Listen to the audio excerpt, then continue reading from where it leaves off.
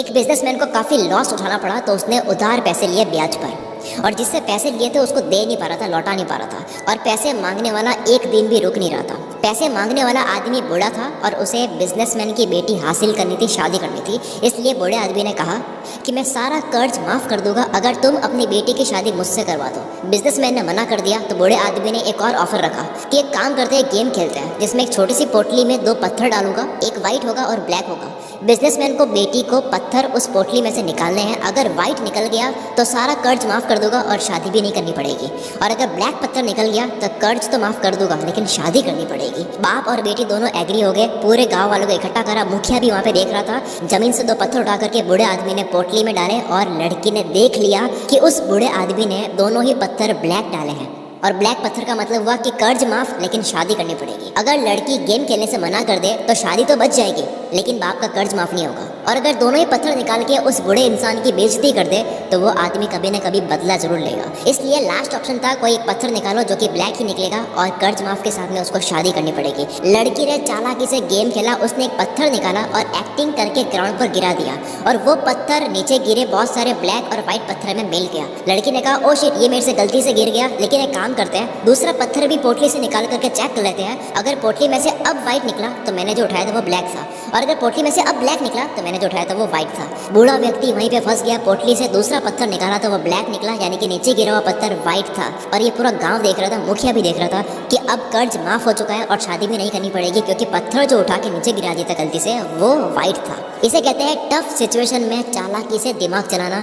इसी तरह से छोटी छोटी कहानियों के माध्यम से मैं आपको ऐसे ऐसे बड़े बड़े लेसन्स देने वाला हूँ जो आपके जिंदगी भर काम आने वाले हैं। तो बिना एक सेकंड भी बर्बाद करे आते हैं दूसरी कहानी पर। एक बिजनेसमैन बीच के किनारे बैठा था, मछुआरों को देखा तो बोला कि इतनी मछली पकड़ने में आपको कितना वक्त लग जाता है? मछुआरा बोला ज्यादा नहीं, थोड़ा ही लगता है। बिजनेसमैन तुम थोड़ी देर और फिशिंग करके कुछ और फिश क्यों नहीं पकड़ लेते, ज्यादा पैसा कमा लोगे। मछुआरा और फिश क्यों, इतने काफी है ना। बिजनेसमैन तो बाकी के टाइम करते क्या हो? मछुआरा फिशिंग करके घर जाता हूँ, वाइफ बच्चों और दोस्तों के साथ में टाइम स्पेंड करता हूँ, शराब पीता हूँ, मजा करता हूँ, गिटार बजाता हूँ, नाच गाना चलता है, पार्टी होती है, फिर सो जाता हूँ। बिजनेसमैन तुम ज्यादा फिशिंग करके पैसे कमाओ, सेविंग करो और उसे बोट खरीद लो जिससे और ज्यादा फिश पकड़ पाओगे कम वक्त में, और इस तरह से एक और बोट ले लो और इस तरह से तुम अपनी टीम बना लो, अपना काम दूसरों को भी सिखा लो, वो आपके लिए काम करेंगे। कंपनी सेटअप कर लो, एक प्रोडक्शन प्लांट बना दो, फिश की पैकिंग और डिस्ट्रीब्यूशन कंट्रोल कर सकोगे, और एक सिटी के अलावा दूसरी सिटीज में भी अपनी ब्रांचेस खोल दो। मछुआरा शांत रहा और बोला उसके बाद? बिजनेसमैन अरे उसके बाद क्या, एक बीच हाउस खरीद लेना, फैमिली के साथ में एंजॉय करना, फिशिंग करना, सुबह शाम आराम करना, तुम्हारी टीम काम कर रही होगी, रात को दारू पार्टी म्यूजिक और जलसे चलते रहेंगे।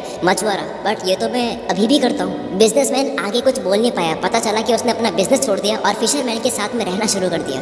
आप कुछ भी कर रहे हो, आप पता करो कि उसके बाद क्या, वो क्यों पाना है, वो क्यों करना है। अगली स्टोरी। एक बार एक लड़का अमीर बनना चाहता था और वो गुरुजी से कहता है कि कोई काम बताओ जिससे मैं बहुत कमा सकूं। गुरुजी उसे एक जगह ले गए जहाँ पर बहुत सारे कंकड़ पड़े थे और कहा कि इन सारे कंकड़ में से एक कंकड़ ऐसी है जो किसी भी चीज को सोने में बदल सकती है, और उस कंकड़ की पहचान है कि वो थोड़ी सी गर्म होगी, बाकी सारी ठंडी होगी। जाओ ले लो अपनी हर चीज को सोने में बदल देने वाली कंकड़। वो काम पे लग गया, रोज एक एक कंकड़ हाथ में लेता, 2-3 सेकंड गर्म है या नहीं चेक करता और उसको समुद्र में फेंक देता ताकि वो बाकी कंकड़ में ना मिल जाए। 1 महीना करा, रोज घंटों घंटों लगा दिए, 2 महीने, 3 महीने, 4 महीने लगा दिए। अब उसकी स्पीड बन चुकी थी लेकिन साथ में वो ध्यान से कंकड़ को परख नहीं रहा था। उसकी फटाफट से कंकड़ को हाथ में लेकर समुद्र में फेंकने की हैबिट बन चुकी थी। 5वें महीने में फाइनली वो कंकड़ हाथ में लग गई। हाथ में आते ही क्योंकि उसके जल्दी से बिना परखे फेंकने की आदत बन चुकी थी तो उसने उस गर्म कंकड़ को भी समुद्र में फेंक दिया, और फेंकते ही उसने जोर से अपने सर पर मारकर चिल्लाकर पछतावा करा कि मैंने ये क्या कर दिया, हर चीज को सोने में बदल देने वाली कंकड़ को भी फेंक दिया। ठीक इसी तरह हर दिन को हल्के में लेने से ये आपकी हैबिट बन जाती है, और जिस दिन अच्छा मौका आता है उसे भी इसी आदत की वजह से गलती से उसको भी हल्के में ले लेते हैं, फिर बाद में होता है पछतावा। हर कंकड़ को ध्यान से परखो, यानी कि हर दिन को इम्पोर्टेंट समझो। कोई एक दिन, कोई एक कंकड़ आपकी जिंदगी को सोने में बदल सकता है। अगली कहानी। एक बाप अपने बेटे के साथ में रेस्टोरेंट में खाना खाने जाता है और नोटिस करता है कि रेस्टोरेंट की हालत काफ़ी ख़राब है, गंदगी है, टेबल टूटी हुई है, खाना भी टेस्टी नहीं था। बेटा पिता से कहता है कि हम कितने गरीब हैं और कितनी मेहनत करते हैं, इनके पास ये होटल है, चाहे तो कितना बड़ा कर सकते हैं लेकिन ये कर नहीं रहे हैं, तो ये रेस्टोरेंट में मेहनत क्यों नहीं कर रहे हैं। खाना खाकर बिल पे करते वक्त ओनर से लापरवाही का कारण पूछा तो बोला इस रेस्टोरेंट में इतनी कमाई नहीं है, लोग आते ही नहीं है, इसलिए हम इस पर ध्यान देते नहीं है, ना इन्वेस्ट करते हैं। हमारी कमाई एक ट्रक चलती है उससे हो जाती है। लड़के के पिता ने ट्रक सामने ही देखी और चुपके से उस ट्रक ट्रक का इंजन ऐसा खराब कर दिया कि वो ठीक हो ही ना पाए। ठीक 3 साल के बाद में बेटा वहाँ से जाता है और देखता है कि वहाँ पे बहुत बड़ा रेस्टोरेंट खड़ा हो गया है, 5-6 फ्लोर बन चुके हैं और क्या शानदार उसका लुक है। बेटे ने रेस्टोरेंट के ऑनर से बात करी कि इतना सब कुछ कैसे हुआ, तो उसने बोला कि मेरी कमाई एक ट्रक चलती थी उससे होती थी और मैं रेस्टोरेंट पे बिल्कुल ध्यान देता ही नहीं था, लेकिन पता नहीं किस कारण से वो ट्रक खराब हो गई और उसे कोई ठीक कर ही नहीं पाया। इसलिए पैसे कमाने के लिए मजबूरन मैंने रेस्टोरेंट पर ध्यान दिया और पता चला कि होटल मैनेजमेंट और बिजनेस करना मेरे अंदर था, मेरी अंदर की आवाज़ थी। मैंने पूरे रेस्टोरेंट का रंग रूप बदल दिया, कुक बदल दिए, वेटर्स बदल दिए। मैंने 5 और सिटीज़ में रेस्टोरेंट्स खुलवा दिए और वहाँ मैनेजर बैठा दिए। आज मैं उस ट्रक से 50 गुना ज़्यादा कमाता हूँ। दोस्तों, आपकी ज़िंदगी की वो कौन सी ट्रक है जो आपके टैलेंट और अंदर की आवाज़ से दूर कर रही है? अगली कहानी, एक इंसान को डॉक्टर बनना था, पर डॉक्टर की तैयारी करने में जो मेहनत लगती है उस मेहनत में मज़ा नहीं आता। उसने हर जगह रिश्वत दी, पास हो गया, डॉक्टर बनने तक सेटिंग चलाई, सर्टिफिकेट पा लिया, डॉक्टर बन गया, हॉस्पिटल खोल दिया। उसके पास में एक्सीडेंट का केस आया जो कि सीरियस था। ऑपरेशन उससे मैनेज हो नहीं पाया क्योंकि उसने तैयारी करी ही नहीं थी। उसके हाथ से एक बहुत बड़ी गलती हो गई, उससे केस मैनेज नहीं हुआ और पेशेंट की डेथ हो गई। वो नकली डॉक्टर बहुत पछताया ये करके। उसके डॉक्टर बनने की सारी फैंटेसी वहीं पे उतर गई और उसके फादर बाहर खड़े उनसे कहने गया कि मैं नहीं बचा सका, तो पता चला कि उसके पिता ही वो उन लोगों में से एक इंसान थे जिसने रिश्वत ली थी। फादर को कर्मा मिला तो डॉक्टर को शॉर्टकट लेने का नतीजा मिला। डोंट टेक शॉर्टकट, एक दिन कामयाबी संभाल नहीं पाओगे, तैयारी करो। नेक्स्ट स्टोरी, एक इंसान बुद्ध से अपनी किस्मत पूछने जाता है तो रास्ते में एक आदमी मिलता है। वो कहता है कहाँ जा रहे हो? वो बोला बुद्ध से मिलने जा रहा हूँ। तो बोला कि मेरी बेटी बोल नहीं सकती है। बुद्ध से पूछना कि वो कब बोलना शुरू करेगी। आगे गया तो जादूगर मिला, कहाँ जा रहे हो? बोला बुद्ध के पास जा रहा हूँ। तो बोला मेरा भी सवाल है, मैं स्वर्ग जाना चाहता हूँ लेकिन जा नहीं पा रहा हूँ, तो मेरा भी पूछ के आना कि मैं कब जाऊँगा। आगे गया तो एक कछुआ मिला, कहाँ जा रहे हो? बोला कि बुद्ध के पास जा रहा हूँ। तो बोला कि यार मैं काफी टाइम से ड्रैगन बनना चाह रहा हूँ, बन नहीं पा रहा हूँ, तो मेरा भी पूछ के आना। फाइनली बुद्ध से मिला तो वो बोले कि आप केवल 3 ही सवाल कर सकते हो। उसने सोचा कि मेरी तकलीफ तो काफी छोटी है, इन 3 लोगों की ही बोल देता हूँ। तीनों की तकलीफ सुनकर बुद्ध बोले कछुआ ड्रैगन बनेगा जब वो कवच छोड़ देगा, जादूगर स्वर्ग जाएगा जब वो अपनी जादू की छड़ी को छोड़ देगा, और लड़की बोलना शुरू कर देगी जब उसको लाइफ पार्टनर मिल जाएगा। वापस आते वक्त उस इंसान ने कछुए से कहा कि तुम अपना कवच छोड़ दो, ड्रैगन बन जाओगे। उसने जैसे ही कवच छोड़ा ड्रैगन बन गया और बहुत सारे मोती गिरे, जो मोती उस इंसान ने रख लिए। आगे जाकर जादूगर से मिला और कहा कि तुम ये छड़ी छोड़ दो तो तुम स्वर्ग चले जाओगे। छड़ी छोड़ दी और वो छड़ी उस इंसान ने रख ली और वो स्वर्ग चला गया। उसके बाद में आखिर में वो लड़की से मिला तो लड़की ने आगे से ही बोल दिया कि तुम वही आदमी हो ना जो पहले आए थे। लड़की बोल पड़ी, मतलब वो इंसान उस लड़की का लाइफ पार्टनर बन गया। सबने कुछ ना कुछ खोया और कुछ पाया, लेकिन सबसे ज्यादा उस इंसान ने पाया जिसने अपने लिए एक भी सवाल नहीं करा। वो इतना दूर जाने के बाद भी अपना एक भी सवाल नहीं करा, उन तीनों के लिए सवाल करा, जिसे मिले मोती, जादू की छड़ी और लाइफ पार्टनर। जितना बड़ा त्याग उतनी बड़ी सक्सेस। अगली कहानी, एक साधु कड़ी तपस्या कर रहा था और तपस्या के वक्त ही उस गांव में बाढ़ आ जाती है। लोग सब घर छोड़ के जा रहे हैं, अपने आप को बचा रहे हैं। तो एक ने देखा तो साधु को अलर्ट करा कि चलो वरना तुम डूब जाओगे। साधु बोला कि मुझे कुछ नहीं होगा, मुझे ईश्वर बचा लेगा। मैं इतने सालों से कड़ी तपस्या कर रहा हूँ, वो मुझे बचा ही लेगा। थोड़ी देर बाद में पानी कमर तक आ गया, वहाँ पे नाव निकलने लगी। एक आखिरी नाव जा रही थी, लोगों ने कहा कि आ जाओ वरना डूब जाओगे। साधु ने कहा मुझे कुछ नहीं होगा, तुम जाओ, मुझे ईश्वर बचा लेंगे। अब पानी इतना बढ़ चुका था कि साधु को पेड़ के ऊपर चढ़ना पड़ गया। वहाँ पे हेलीकॉप्टर्स जा रहे थे काफी सारे। एक आखिरी हेलीकॉप्टर की नजर पड़ी साधु पर और रस्सी फेंक कर कहा कि रस्सी को पकड़ लो, ये आखिरी हेलीकॉप्टर है, आप डूब जाओगे। तो साधु ने कहा कि आप चले जाओ, मुझे ईश्वर बचा ही लेंगे। और इस तरह से साधु की डूबने से मौत हो जाती है। मरने के बाद में वो ईश्वर से कहते हैं कि मुझे आपने बचाया क्यों नहीं? मैंने जिंदगी भर आपके लिए तपस्या करी और आपने मुझे बचाया नहीं। ईश्वर ने कहा कि मूर्ख इंसान, मैं 3 बार ही आया था, तीनों बार मैं ही तो था। एक बार पैदल, एक बार नाव के साथ और एक बार हेलीकॉप्टर के साथ। जब मौके होते हैं तब हम पता नहीं किसका इंतजार कर रहे होते हैं और हम एक्शन नहीं लेते हैं, और उसके बाद में जब वक्त निकल जाता है हम पछतावा करते हैं। अगली स्टोरी, कुछ बंदरों को एक पिंजरे में डालकर पिंजरे में केले लटका दिए गए। अब जैसे ही कोई बंदर केले खाने के लिए पास में जाता तो ऊपर से ठंडा पानी गिरा दिया जाता। पानी गिरने की वजह से सारे बंदर गीले हो जाते। अब क्योंकि कोई भी बंदर केले के पास जाता तो ठंडा पानी गिरा दिया जाता, तो उन्होंने नियम बना लिया कि कोई भी बंदर अगर केले के पास में गया तो उसकी धुलाई होगी। कुछ दिन बाद एक पुराने बंदर को निकाल करके एक नए बंदर को उस पिंजरे में डाल दिया। नए बंदर ने केले देखे, पास जाने लगा, उसको पता ही नहीं क्या होगा।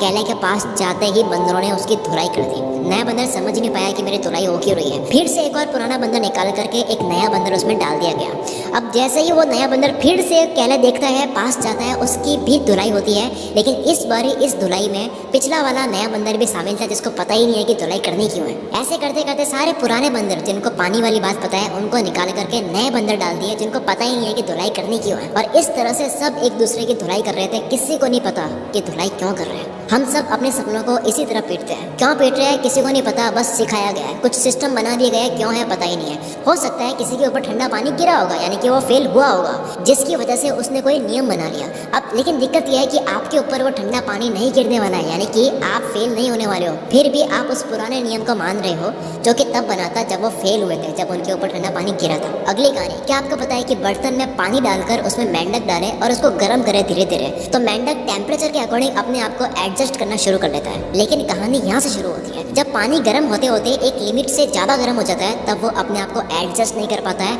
और वो बाहर आ नहीं पाता है, क्योंकि उसके कूदने की एनर्जी खत्म हो चुकी है, वो घायल हो चुका है बहुत ज़्यादा गर्म हो जाने की वजह से। उसने अपने सारी एनर्जी शुरू में ही अपने आप को एडजस्ट करने में दे दी। वो चाहता तो एक छलांग से उसी टाइम बाहर आ सकता था और आखिर में वो मर जाता है। मेंढक की मौत किससे हुई? गर्म पानी से नहीं हुई, मौत हुई राइट टाइम पर जंप ना लेने की वजह से। अच्छे वक्त का इंतजार मत करो, बस कूद जाओ, उसके बाद में सही कर दो। सब सही करने का सोचकर मत कूदो, क्योंकि कभी नहीं कूद पाओगे। और कहते हैं कि सबसे अच्छा कूदने का वक्त तब होता है जब आप तैयार नहीं होते हो, क्योंकि कूदने के बाद तैयारी होती है। अगली स्टोरी, एक औरत को अपनी सांस पे बहुत गुस्सा आता था। वो गई ऐसे इंसान के पास जो जहर दे सके। उसने कहा कि मैं जहर देता हूँ, पर इसको थोड़ा थोड़ा करके खिलाना है और 2 महीने बाद मौत हो जाएगी आपके सांस की। पर 2 महीने तक अपने सांस से अच्छे से बात करनी होगी, ध्यान रखना होगा ताकि तुम्हारे पति को 1% भी शक ना हो। 2 महीने तक उसने थोड़ा थोड़ा रोज जहर दिया, बहुत मोहब्बत से रहती। उसका मन करता कि एक ही दिन में सारा जहर दे दे, लेकिन ऐसा करने से उसके पति को शक हो जाएगा, इसलिए उसने पहले बनाई। 2 महीने रोज थोड़ा थोड़ा जहर दिया, अपने सांस के साथ में अच्छे से रही। 2 महीने होने ही वाले थे। वो जहर देने वाले के पास में गई और बोली कि कुछ ऐसा कर दो कि उनकी मौत ना हो, क्योंकि अब मुझे उनसे प्यार हो गया है, मुझे उनमें कोई कमी नहीं नजर आती है। दोस्तों, हर इंसान अच्छा लगने लग जाता है जब उनसे बनाने की कोशिश करता है। अगली स्टोरी, एक शूज़ के बिजनेस ओनर ने 2 लोगों को फ्रेशर पर लगाया और काम दिया कि जो इस काम को करेगा उसकी नौकरी रहेगी, बाकी दूसरा फायर हो जाएगा। दोनों को एक ही जगह एक आइलैंड पे भेज दिया और कहा कि जाके पता करो कि वहाँ पे हम कितने शूज़ बेच सकते हैं, क्या वहाँ पे बहुत बड़ी शॉप बन सकती है या नहीं। वहाँ जाने के बाद में देखा कि लोग जूते पहनते ही नहीं है। तो एक ने बॉस को मेल करा कि सर यहाँ पे तो लोग जूते पहनते ही नहीं है, हम बिजनेस यहाँ पे नहीं कर सकते। और दूसरे वाले ने मेल करा कि सर यहाँ पे तो लोग जूते पहनते नहीं है, ये तो अपॉर्चुनिटी है। इसका मतलब ये कि हम करोड़ों में कमाने वाले हैं, क्योंकि यहाँ किसी ने अब तक शूज़ पहनने स्टार्ट करे ही नहीं है, यानी कि सबको शूज़ खरीदने की जरूरत है। पॉजिटिव साइड देखने वाले की जॉब लग गई और दूसरा जो कहता था कि यहाँ पे शूज़ नहीं बेच सकते, उसको फायर कर दिया। कोई भी कमी होती है उसको अपने फायदे में इस्तेमाल करो, वहाँ पे परेशान मत हो। अगली स्टोरी, एक ऊँट का बच्चा अपनी माँ से कहता है कि हमारी कमर पर एक कुबड़ क्यों होती है। तो जवाब में मिला कि रेगिस्तान में पानी की कमी होती है, तो पानी को स्टोर हम कर सकते हैं। अगला सवाल करा कि हमारे पैर जो है वो फैले हुए क्यों होती है। तो माँ ने जवाब दिया कि ताकि रेगिस्तान पर अच्छे से चल सके। फिर सवाल करा कि हमारी आंखों की पलकें इतनी मोटी और बड़ी क्यों है। तो जवाब में मिला कि रेगिस्तान में तेज हवा में उड़ रही मिट्टी से बचने के लिए। ऊँट का बच्चा बहुत टाइम तक सोचने के बाद में बोलता है, हम अगर रेगिस्तान के लिए बने हैं, हमारी ताकत ही रेगिस्तान में रहने के लिए है, तो हम ये जू में क्या कर रहे हैं। हर इंसान की अपनी शक्ति होती है और उसका मैदान होता है, आपको वही करना चाहिए जो आपके लिए सही है। अगली स्टोरी, एक राजा की आंखों में जलन हो रही थी, किसी तरह का इन्फेक्शन हो गया था। डॉक्टर से चेक करवाया तो पता लगा कि एक ऐसा इन्फेक्शन हो गया है जिसमें आप हरे कलर के अलावा कोई भी कलर देखोगे तो आपकी आंखों में जलन होगी और आंखें खराब होगी। एक टाइम के बाद आप अंधे भी हो सकते हो। राजा महल गया, सारे आदमी बुला दिए और कहा कि जितनी भी रोड है, जो भी जगह है जहाँ से मैं निकलता हूँ, वो सब हरा कर दो। हरे कलर के अलावा मुझे कोई कलर नहीं दिखना चाहिए जहाँ पे मैं जाता हूँ। पूरा गाँव, रोड, बिल्डिंग, जो चीज़ें सब कुछ हरा कर दिया, आसपास सब कुछ। और ऐसा करने में बहुत पैसा भी खर्च हो रहा था, पूरा गांव हरा करना था यार। एक इंटेलिजेंट इंसान वहां से निकल रहा था, देखा कि यार ये सब कुछ हरा क्यों है। तो किसी से पूछा कि हरा क्यों है, तो कहा कि यार एक राजा है, उनको कोई इन्फेक्शन हो गया है, वो हरे कलर के अलावा कोई और कलर देखेंगे तो उनको दिक्कत होगी। वो इंटेलिजेंट इंसान राजा के पास में गया और कहा करोड़ों रुपए खर्च करने की कोई जरूरत ही नहीं थी, पूरे गाँव को हरा करने की कोई जरूरत ही नहीं थी, 100 रुपए का हरे कांच का चश्मा ही पहन लेते। बड़ी प्रॉब्लम का जरूरी नहीं है कि सोल्यूशन भी बड़ा हो, कई बार आसान सोल्यूशन सामने होता है, उसको देख नहीं पाते हैं क्योंकि हम आसान चीजें इग्नोर करते हैं। इसलिए अगली कहानी भी इसी के ऊपर है कि एक बार एक जादूगर था, वो कोई भी लॉक खोल सकता था, कोई भी ताला वो तार को मोड़ करके खोल सकता था। एक होशियार इंसान ने इस जादूगर को चैलेंज दिया कि इस जेल में जाओ और अब लॉक को खोल कर दिखाओ। उसने बहुत ट्राई करा लेकिन वो खोल नहीं पाया, उसने हार मान ली। होशियार इंसान कहता है कि तूने बहुत ताले खोले हो गए लेकिन ये नहीं खोल पाया, पता है क्यों?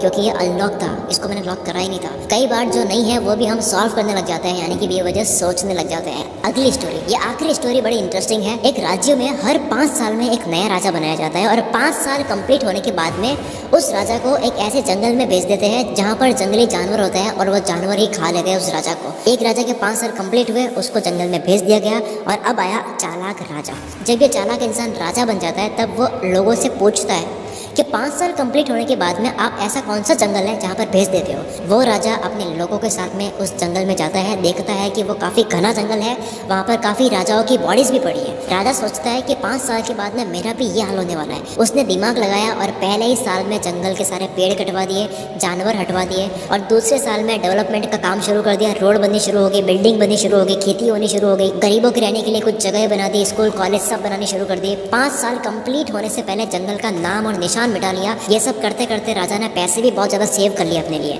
5 साल जैसे ही कंप्लीट हुए, राजा बोलता है कि मुझे भेज दो जहाँ पर आप भेजते हो हर बारे। राजा को बोट में बैठाया जाता है क्योंकि जंगल का रास्ता नदी से आता है, तो बोट में बैठने से पहले वो काफ़ी खुश होता है। लोग पूछते हैं कि आप इतने खुश क्यों? तो वो बोला कि हर राजा आता है, 5 साल राज करता है, मस्त रहता है राज करने में, और 5 साल बाद जंगल में जाता है। मैंने 5 साल केवल राज नहीं करा, मैंने कड़ी मेहनत से घने जंगल को शहर बना दिया। मेरे 5 साल यहाँ कंप्लीट हो चुके हैं, अब मैं ज़िंदगी भर वहाँ राज करूँगा जहाँ जा रहा हूँ। क्योंकि राजा ने सेविंग भी करी थी तो वह पैसा लेकर वहाँ चला जाता है और इस नई जगह में उसकी इज्जत भी होती है क्योंकि गरीबों को बहुत घर भी दिए होते हैं। आप आज मेहनत करो कल के भविष्य के लिए। अब तक के लिए सिर्फ इतना ही गाइस। अगर आपको ये वीडियो थोड़ी भी अच्छी लगी है ना तो कमेंट करके ज़रूर जाना, और अगर आपको पता नहीं चल रहा है कि कमेंट में क्या लिखे यार, तो सिर्फ कमेंट में यस लिख देना कि यस, इस वीडियो की वजह से मेरी लाइफ में थोड़ा सा बदलाव आया है। आपकी कमेंट्स देखकर मेरा हौसला बढ़ जाता है अगली वीडियो को और अच्छी बनाने के लिए। तो यस कमेंट करके ज़रूर जाना। मिलते हैं हम अगली वीडियो में। Wish you all the very best. मैं शकील कुल मित्र से आपके सपनों को सपोर्ट करता हूँ।